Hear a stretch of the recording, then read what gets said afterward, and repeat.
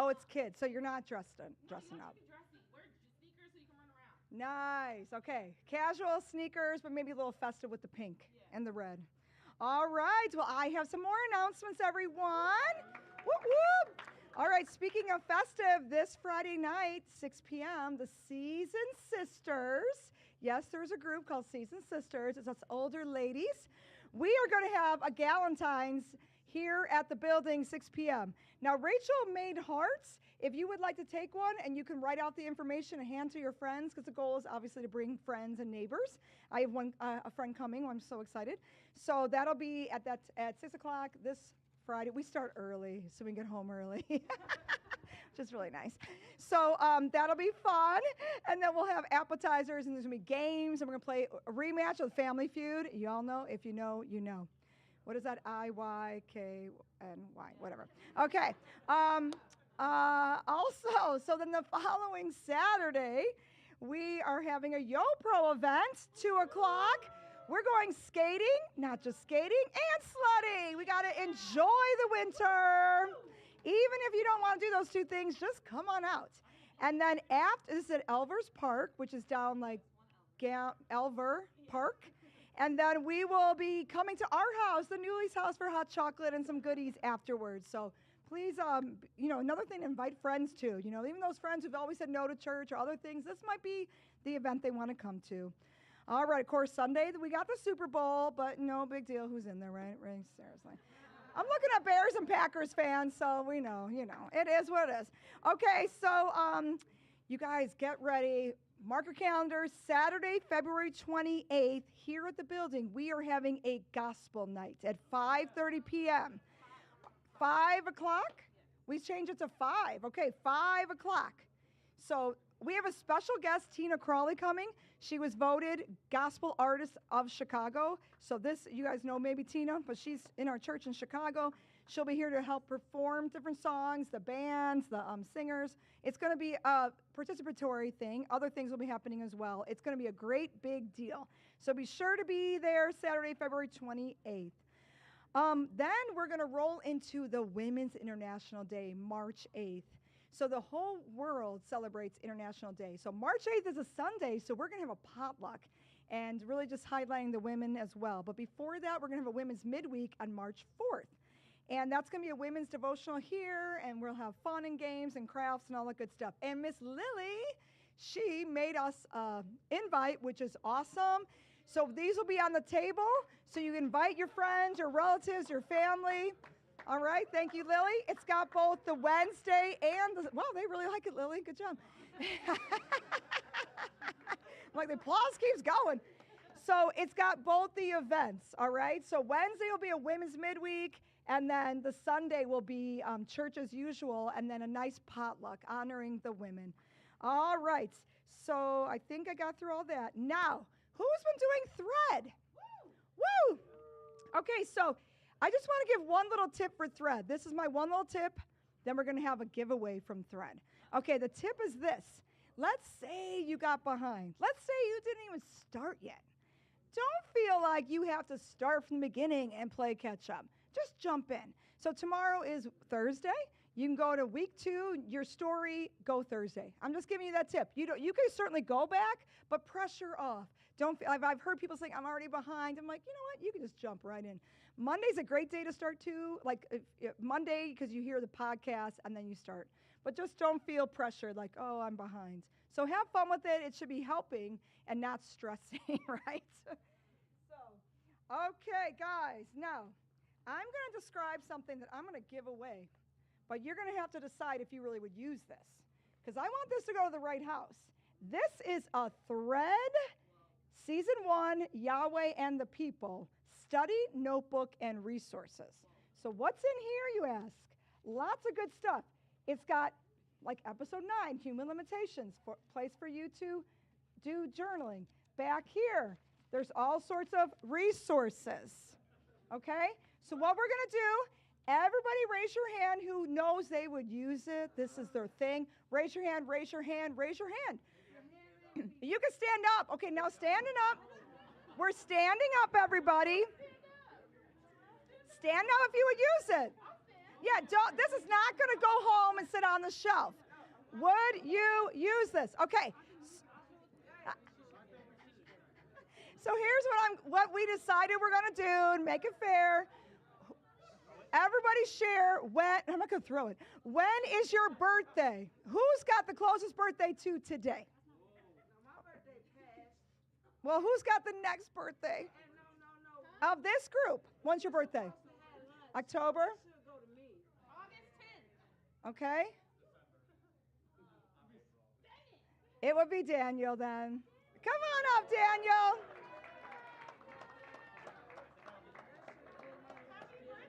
Happy birthday in advance. Let's go, April. That's coming up. Okay. I got one more thing. Do you drink coffee? Neric? Okay. This came in our thread package. This is called Decibel. Who would drink coffee while doing thread? Stand up. Now, this is whole bean, y'all. Who can, whole bean, whole bean. You got to have a grinder, you got to do thread, and you got to drink while you're doing it. Am I going to do the same thing?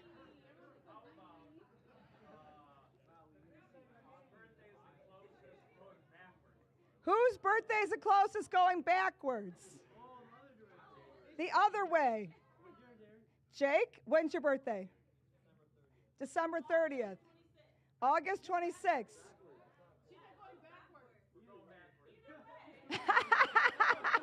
Thank you, Jazz, for participating. She's letting us know.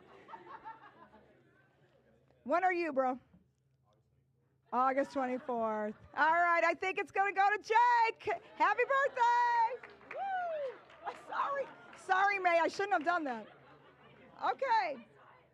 Now, I have one more thing. This is why I brought a bag up here. I got so much going on. I know, this is like Oprah. I love Oprah. Okay, so who has a birthday in the wonderful month of love, February? Come on down. Or who was baptized in February? Come on down. Let's go. Whoop, whoop, whoop, whoop. Come on, Kevin. Come on, Mira. All right. We got you special birthday cake. This is birthday cake. Let's go. Let's see. Everyone's like, oh, yeah, me too. I love it. Okay, ready? A one, a two. Happy birthday.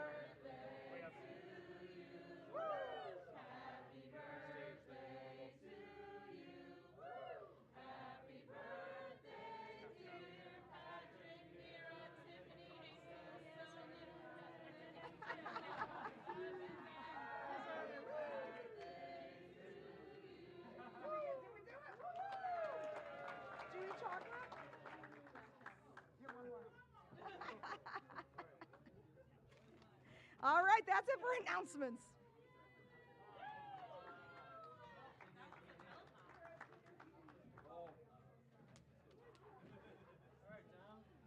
All righty, that was amazing. Let's see what we got going on here. Who is that woman carrying that purse around?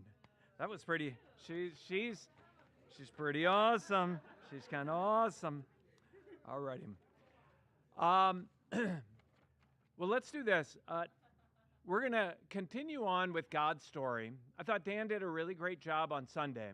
I do want to let you know that Dan had been sick all week last week, and then he was battling just even to get here on Sunday, but we're pretty sure his contagious level was gone by the time he got here. But I just wanted you guys to know, like, that's a real sacrifice to do that when you're feeling sick. And anyway, Dan, great job. Appreciate you sacrificing for the church. It was amazing. Okay. You can see chairs up here. We're going to hear a couple people's stories in a little bit. I'm going to talk just for a bit about our story with God. I want us to get a vision. And this is the idea, that we would be able to know our God story well. That it would just be really close to our heart, that it would be something that we think about. The Bible assures us in Ephesians 1 that God's love is the motivation for God's involvement in our lives. right? He's not just doing it because he has to. He's not doing it because, I'll let you in, you sinner. That's not the idea at all of the Bible. And if that is where you're at, just to let you know, that's not who God is, and that's not how he works. What God wants for us is like he wants us to know how much he cares just in absolutely every way about our lives. And there's something about connecting with it that just changes us.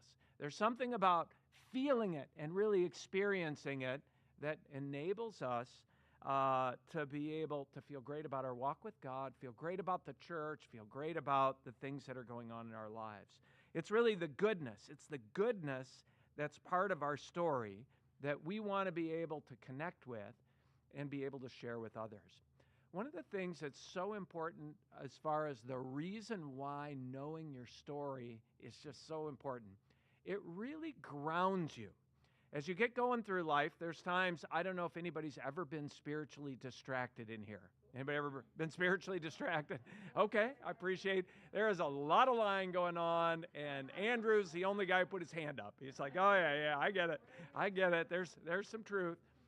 No, we get distracted. And one of the ways, and then oftentimes you get advice, hey, have a quiet time, all right? Come to church, do that kind of stuff. Just taking the time to think of your story and think about the way that God has involved himself in your life is a way to get grounded again. It's like, okay, gosh, when you're feeling these things and wondering, gosh, where am I really at? It's like, okay, let me think of the story.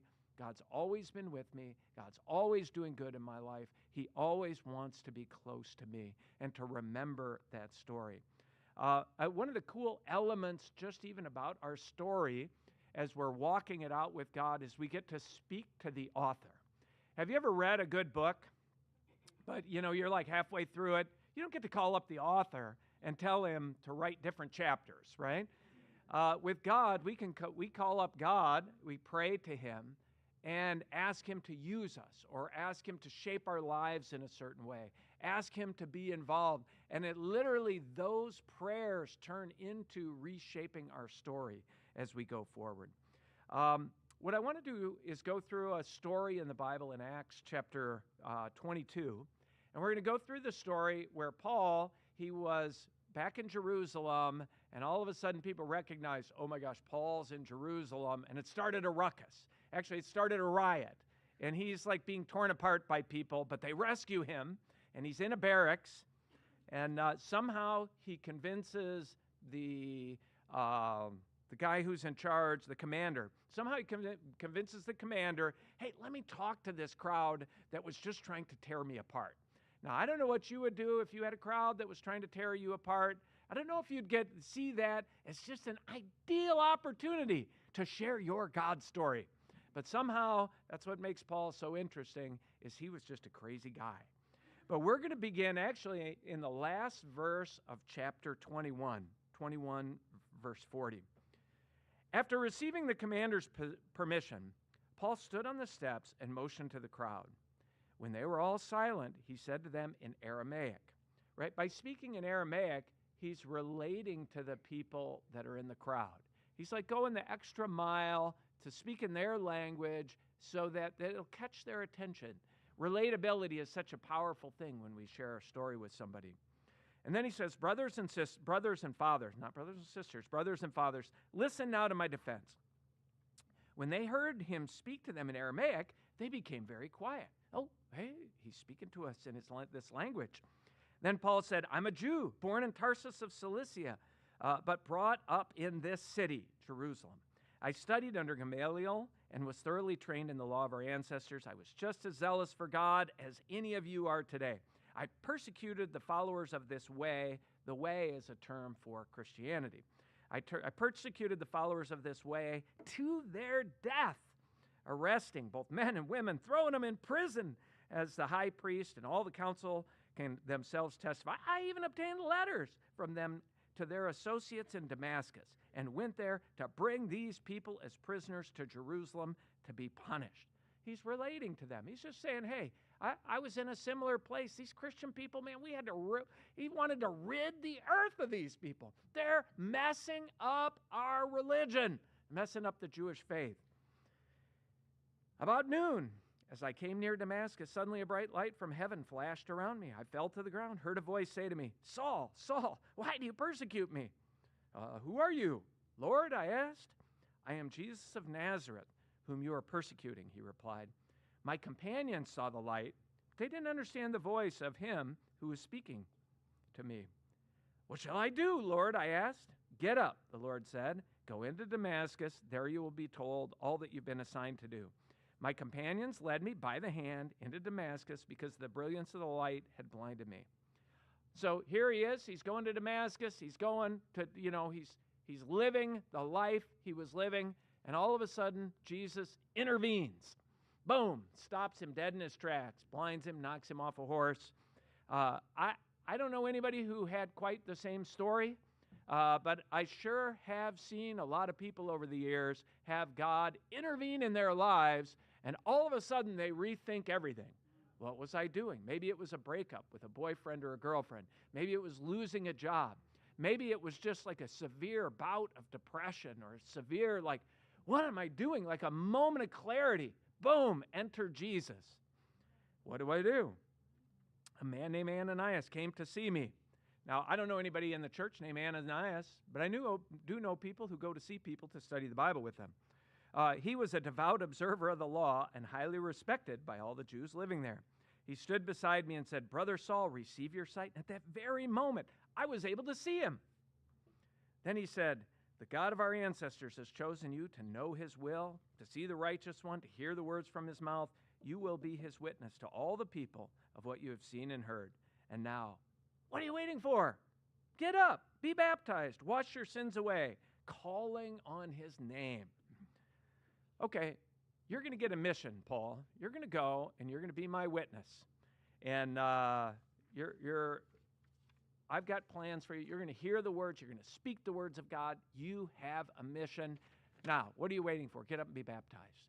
Wow, it's pretty amazing how God got in there and just changed. He had a mission before this. His mission was to destroy the church. And then just like that, now he's got a new mission. He's got a mission, but this time correctly with God and with Jesus.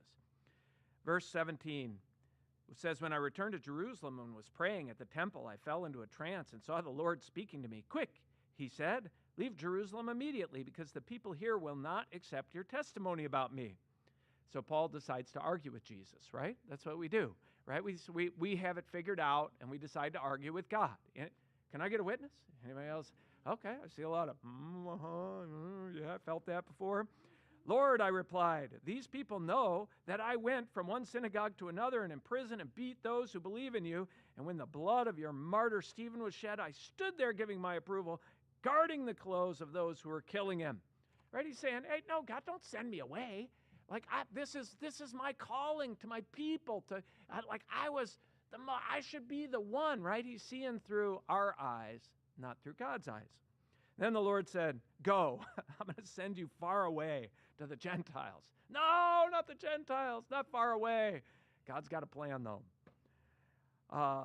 Verse 22, the crowd listened to Paul until he said this. Like he said, wait, what, the Gentiles? What? They were listening to him. They're like taking it in. God did this for you. And then they're like, oh, the Gentiles, this whole thing is just a big old, this story is a bunch of hooey. They listened to him until he said this. Then they raised their voices and shouted, rid the earth of him. He is not fit to live, right? Soon as he opened the door there, it was a mess. Anyway, he's speaking in a way they didn't expect, right? And they even react with violence. He told the story and they're reacting with violence. Okay. Now, you see the story. First, it was him without God. Then you see God intervene.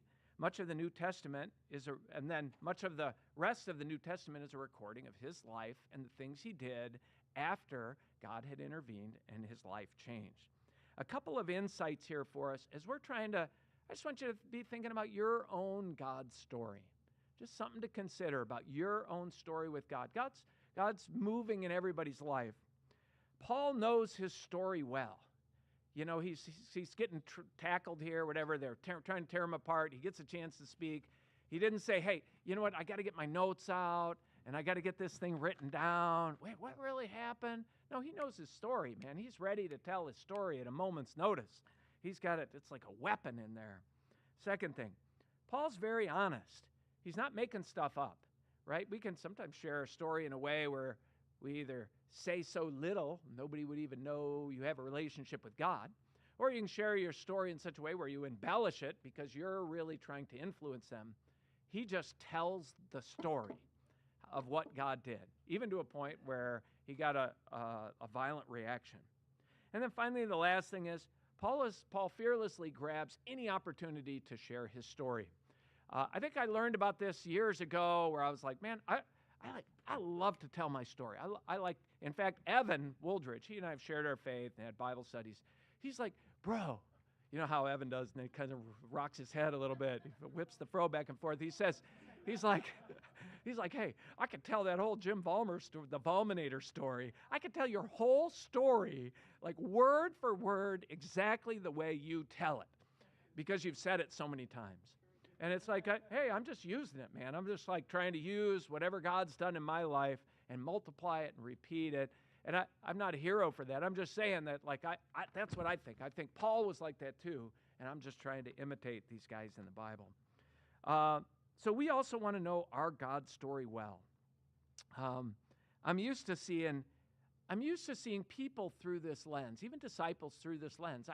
I see, like when I'm listening to you and getting to know you, I see what your life was like before. And you probably, same thing. You've seen my life too. Try to be transparent. But you see, what it was like before, what happened, and what it's like now. Our story is so important. Both it grounds us, and then it's so powerful to be able to share with other people, especially when we share it in a very relatable way. Because we're all pretty relatable. We're just normal people. Dan gave us a challenge to share our God story with someone this week. Has anybody here shared their God story with anybody this week? Mm-hmm. Okay. Oh, Will Sr. shared the God story. Come on, brother. Oh, Ariel, you shared it with your dad? No. Oh. Well, you know what we're gonna do tonight is I'm gonna have a couple people up here, and I'm gonna ask them questions so that we can hear their God story. And we should have a little bit of time at the end of the night where we can find somebody in here we've never shared our story with, and then you can share your God story with them. You can share them with each other.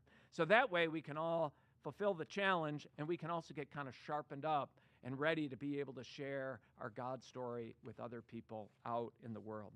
I do want to say one last thing about Thread. I like Thread.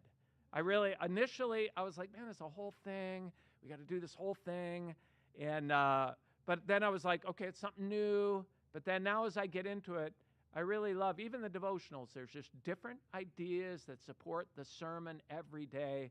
And it just really is a great tool to help us learn the things that we're talking about during church.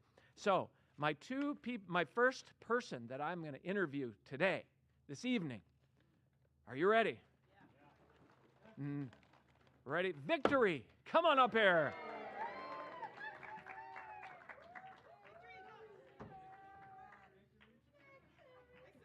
Victory, you sit over here. All righty, sit over here. This is your microphone. Okay.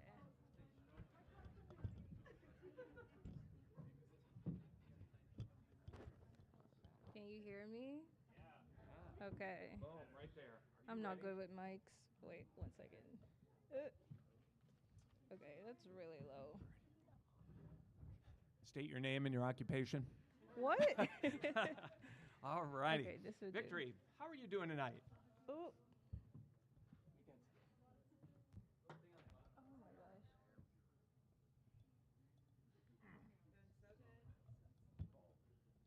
Okay. There we go. Do you like the pillows? We put those in there. We left them in there because I'm a hold Carol loves a good pillow. Okay. Okay. Do you Alrighty. need your pen? What's that? You dropped I your don't pen. need the pen. Okay. I don't need the Sounds pen. good. So anyway, how was your day today? Okay. All right. Thank you so much. Technicians, we got technicians Okay, up here. that's perfect. Okay.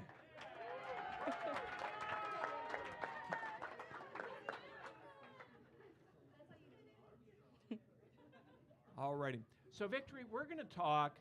We're going to talk about your God story tonight. We're really excited to hear about that. We're going to start with, where did you grow up? I grew up in Nigeria, for those who don't know. Okay. And I moved to the United States in the year 2014, so I was like 13 Okay. at that time, and got through 8th grade and then did high school. Okay. And then I moved to Texas my senior year of high school. Brutal. But yeah, I went to college in Texas, and after college, I came here to Wisconsin. Okay. So Awesome. that's Now, it. what was life like in your high school years? What was life like? I'm gonna start from middle school. Middle Okay. school was brutal. They're evil over there. And it was just like really hard getting to know like people, getting like being used to like everything, just moving from another country. People were not like as welcoming, and the same set of kids were also in high school, so that made it worse. But at one point, I feel like people started coming around, and that was when I moved. So that was sad. Yeah. When you were living, I'll say living, going through that challenge, what was your hope? What was your heart set on during those years, and even going into college? To be honest, right now it feels like a blur. But I don't think my story was centered around God. I was so distracted with like wanting friends, wanting people to accept me, and all of that. But going into college, I feel like my mindset kind of shifted a little because I was like, okay, I am so introverted, but I'm going to go out of my shell. I'm going to talk to people. And I went to a Christian university. So I did get like knowing about God and all of that, but I wouldn't say I was in a relationship with God. But he was present there, but I wasn't present with him, if that. Okay. So you feel like he was already working on you a little bit? Yes. Just kind of like setting you up or moving you forward as you were going through the difficult times? Yeah. Okay. What got you to change, let me read my question here. What happened that got you to start taking God seriously in your life? Honestly, I did grow up in a Christian household, but with the church that I went to, it's like they tell you give your life to Christ, but they didn't place emphasis on like baptism. So I've known about God for like my whole life. But coming to Wisconsin, I was invited to a Women's Day event by Daniela. And after that, Julie invited me on the same day. She was like, "Oh, would you love to come to church?" And I was like, "Yeah." So I started coming to church, and then on Zoo Day, Carol asked if I wanted to do Bible studies, and I was like, "Yeah." And I had no idea what I was signing up for, but God knew. So it all turned out to be perfect. And it's like at one point in my life, I know I tried to like pursue a relationship with God, but just didn't follow through with it. But after this Bible studies and everything, I was like, it's like a wake up call. Like I need to be serious about it and actually want a relationship with God. Awesome. That's amazing. So like God, just like Paul, knocked you off the horse, right? Blinded you. Well, temporarily. No. No, that's really cool. So after God entered the picture, what did you change in the way that you've been living out your story? I believe something that's changed for me is like being intentional. So in the past, like I said, I knew who God was and like He was present. I knew like, but I didn't pursue a relationship. But now it's more intentional to the point that like God is everywhere, and I would love to be with Him one day.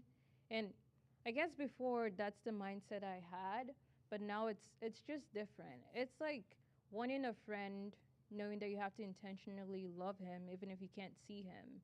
And it's like you're part of a family, and then one day in eternity you're going to see him, and it's just something glorious and something I'm really looking forward to. And it's awesome to have a relationship with the God who created like everything. Yeah. So that's my hope. That's something I really look forward to, and just being able to like rebuke myself whenever I find myself sinning, or you just gotta like set yourself right whenever it happens, because like we all fall short of like things that we like. At one point, I was like, okay, I am pursuing this life as a Christian. I should be nope, godly and all of this, but sometimes you just slip and fall and you just have to get right back up. And it's like I remind myself that I need to have dominion over sin and not the other way around. And that's my faith, and I hope God just helps me to continue that way. Yeah. Yeah. I'm totally inspired, Victory. Thank you. I love the story. I love your preaching. No, I like you're speaking truth, and I can see like when you were younger and there's just a lot of challenges in the world and you're going to school and spirituality is cloudy, right? Like the hope is the world. Maybe I'll do good in school and I'll get a good job. And then now to ask you, hey, what's your hope? One day I'll see God. Like it's just a testimony to the incredible change that's taken place in your heart. And it's inspiring and gives hope to all of us. One last question here. It's cool that in our story, we speak with the author, right? Like we get to talk with God.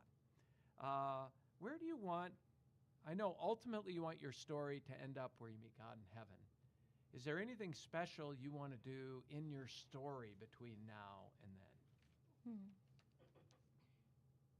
Now you just mentioned that, I remember Dan's sermon, the dash on your tombstone. That's a deep one. I think I need to think more about it. But Amen. Well, yeah. we'll have an interview next week. Next week?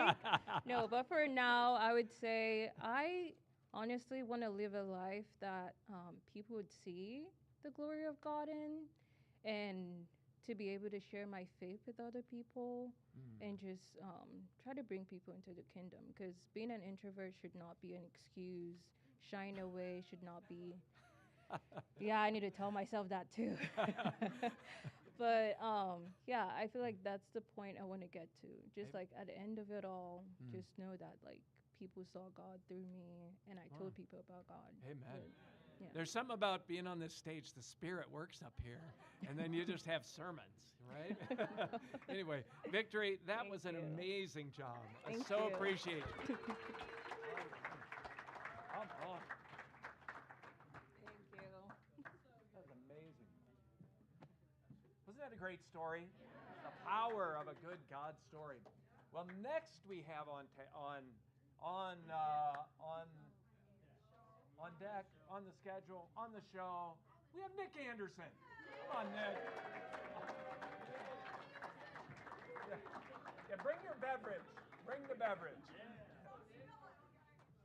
It's okay. It's just water. Oh, it's good to be up here with you, family. All right. Pull that up so that they can It catch your faces me? voice in there. Like Pick this. it up a little bit. A little more. There. Boom. Is this good? Okay. Here we go. Yes. Nick Anderson, how are you doing today?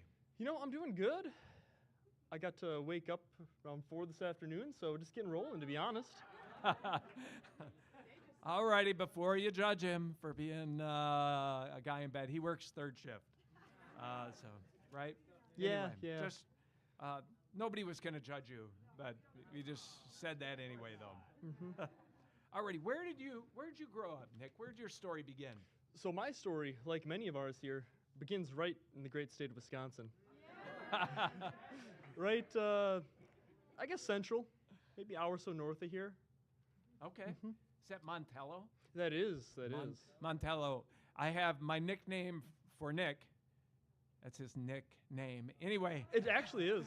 It's Nicholas. Is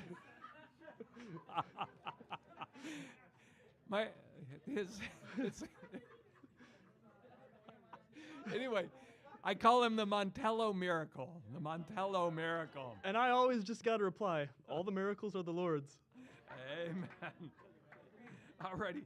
So, Nick, before becoming a Christian, what was the hope in your story? What were you doing before you became a Christian, and what were you hoping for? Oh man, okay. Before I was a Christian, I was definitely seeking after what I didn't have.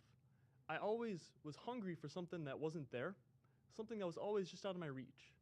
Maybe it was a relationship, at one point very specifically, and then at other times it transitioned into like a seeking for glory. I want to really make a name for myself out there. Really want to grasp the world by the hands and be like, look at this name I have made for myself. Yeah. And where were you at when you were grasping for glory? Man, I was all over the place. Just to be fair, I was a little all over the place. I think that really started down here, just kind of finishing up high school, trying to always just get the best jobs I could and whatnot. And that led me on to an opportunity I got up in Alaska, where I was offered a job on some fishing boats. And I'm thinking, okay, this is how I cut my teeth out there in the world and make a name. This will bring glory and honor and all sorts of prideful things. And yeah. Okay. Did all that satisfy you? For years, it was just building up and like, yeah, this is filling. And as I grabbed more, I just needed more. And I really thought it was like filling and great, but it was also sad, very lonely. I had kind of just abandoned all those who I deemed friends once, thinking that they just didn't have a place in my life anymore, maybe. Just moving on, and it actually what I thought was satisfying just wasn't. Okay. Gotcha. Thanks for sharing, Nick. What happened that got you started at taking God seriously in your story? What got you going? Okay. The short answer is you hit rock bottom. Or at least I hit rock bottom. And unfortunately, it was a long way down, too. Rock bottom is way down there. There was a couple times when I had really grown up with the Lord. I guess going to a Catholic school for like 10 years. So I had all the stories really drilled into me. So I had a knowledge base. But I always just felt it was all legendy kind of stuff. And for me, Jesus, I thought he was a really righteous dude. And I also thought he was a fool. Like, you threw it all away. You had it all, but yet you died. And you just, so I didn't have really much, I didn't have any faith, I guess. But yet he never gave up on me. As I had fallen away from that faith, and there was a time when I was young and I would genuinely pray. So I knew at some point I did believe, but that all fell away. Now, as I was trying to really grasp the world, I had really put God out of the picture, really seeking after, all those opportunities, all the self-pride. And right when I thought I had it all, right firmly in my grasp, I squeezed on tight and it all just slipped through my fingers. And the harder I grasped, the less I could hold on. I was offered this job where I was going to I was offered to be the next owner and the captain of this like 100-foot sea vessel. And I was really prideful of this, and I was really making a name, and I was just a young punk out there on the docks. But I was out there holding my own, I thought. And then I got hurt one season.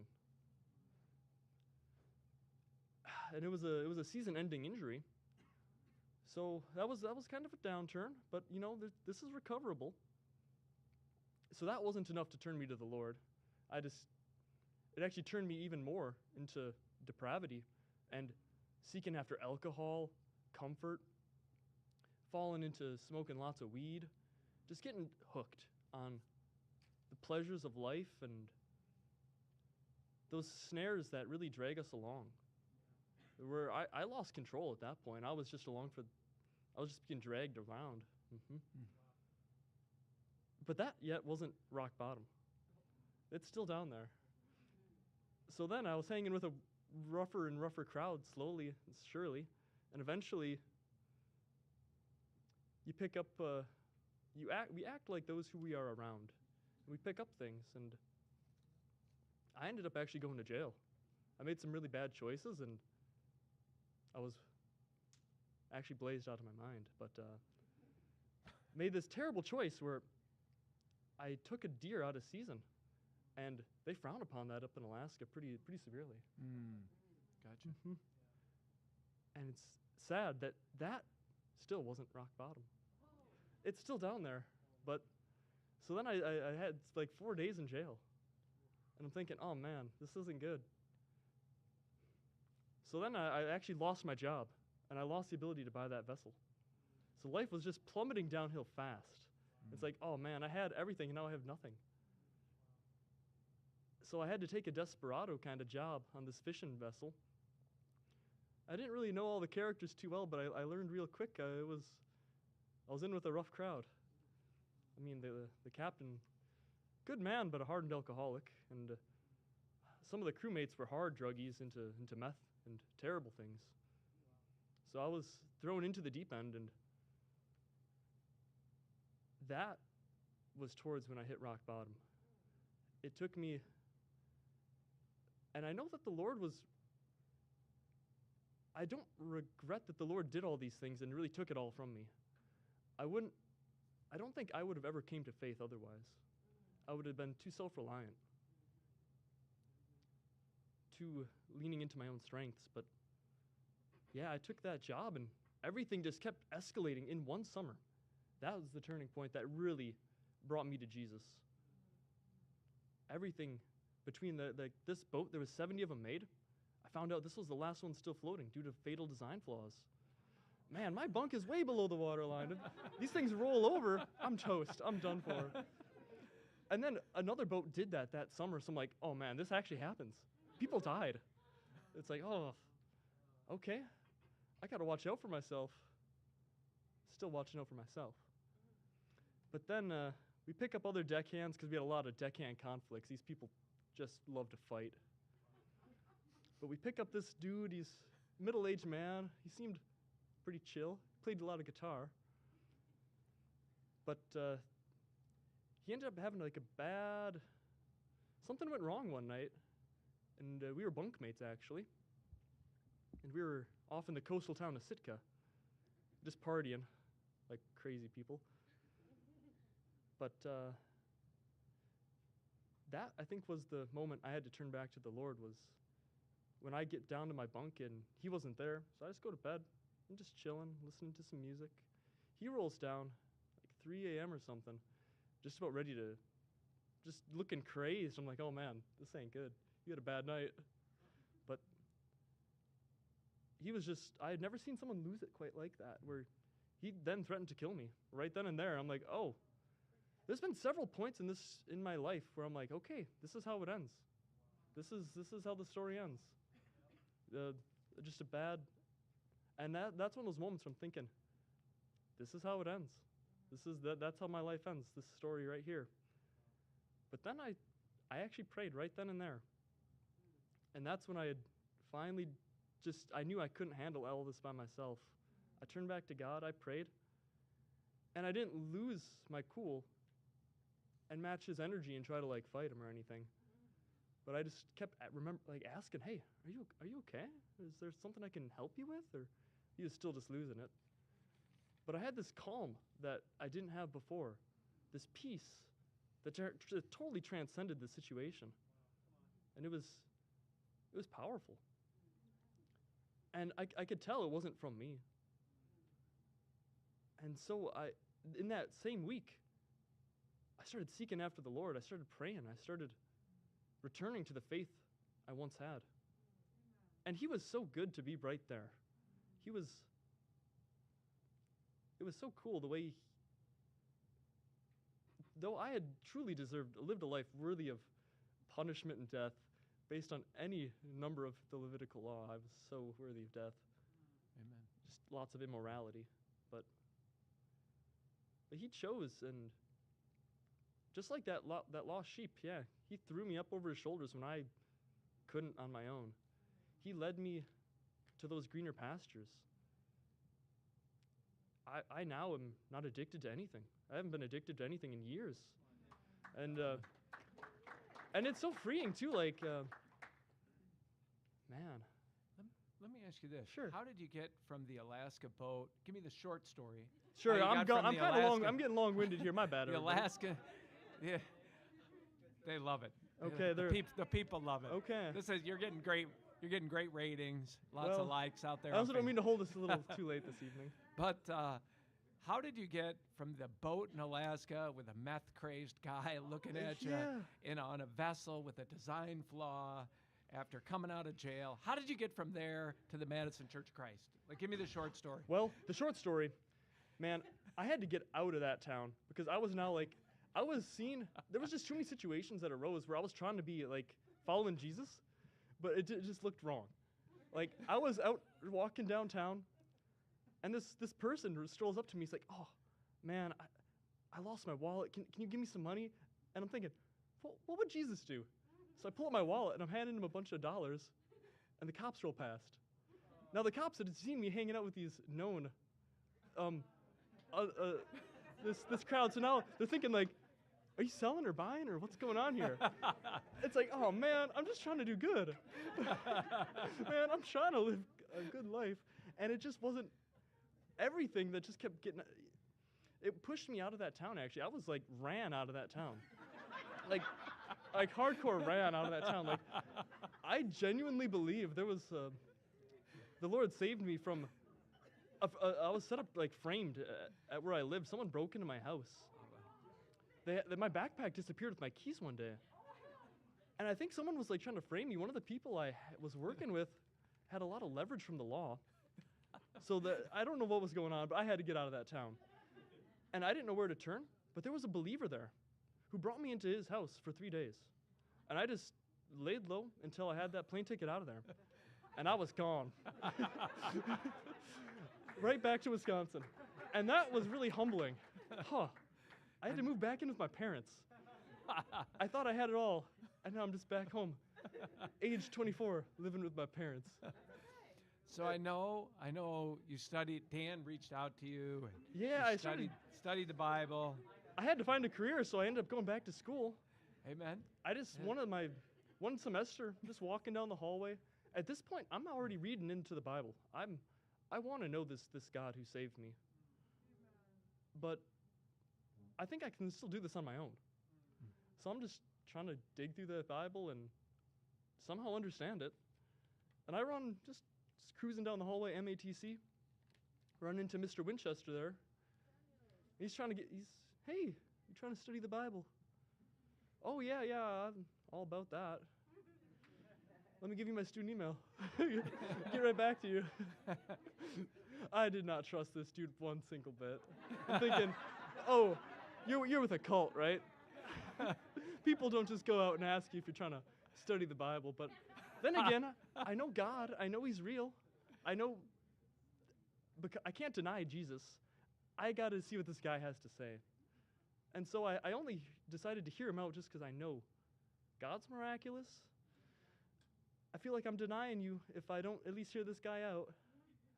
So we eventually did get together. I responded and got together with him and Harley. We studied.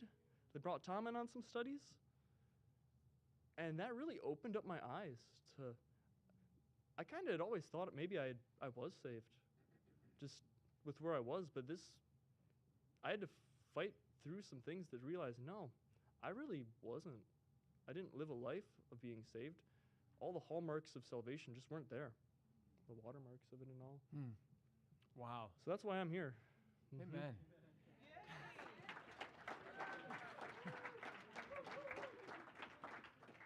Briefly, Sure. how is your life? We're running late. My bad. We got 2 minutes. Okay. Left. After God entered the picture, what did you change? Like, how was your story changed? Oh, it's night and day. I feel like I am now who I was before all that sin entered my life. I feel like I'm living up to that potential of who God had really envisioned when He had made me. I'm still not there yet, but I know in my heart I'm looking a lot more like Him each and every day. And I also know that none of it would have been possible without you and without all the love you pour into me, all the teachings that we find from each other, all the lessons.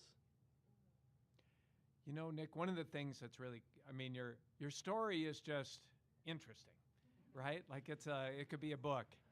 But what is amazing is really what you're describing about what changed is you. You changed in the way you were interacting with God. You got some help from some people.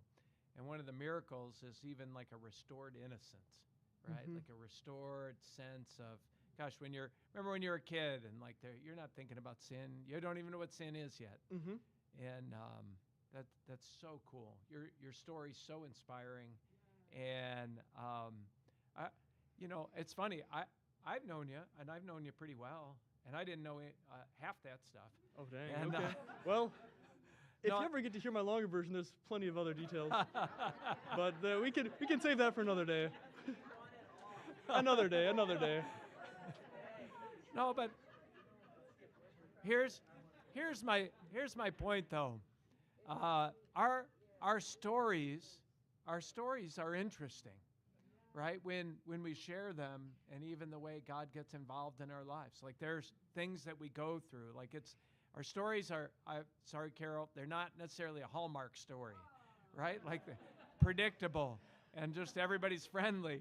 And then nobody gets upset with each other, right? Like there's real things that are going on in a real world, and God's trying to rescue us. And our stories are such a powerful thing for others, and they're powerful for us when we really get in touch with them.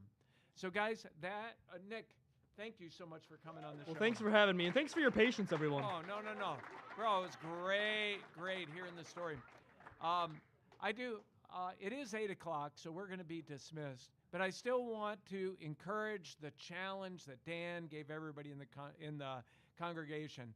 Find a way to share your story with somebody, your God story, what it was like, what happened, and what it's like now. Alrighty, guys, that's it. Ready? Boom. Have a great night. I apologize for going long.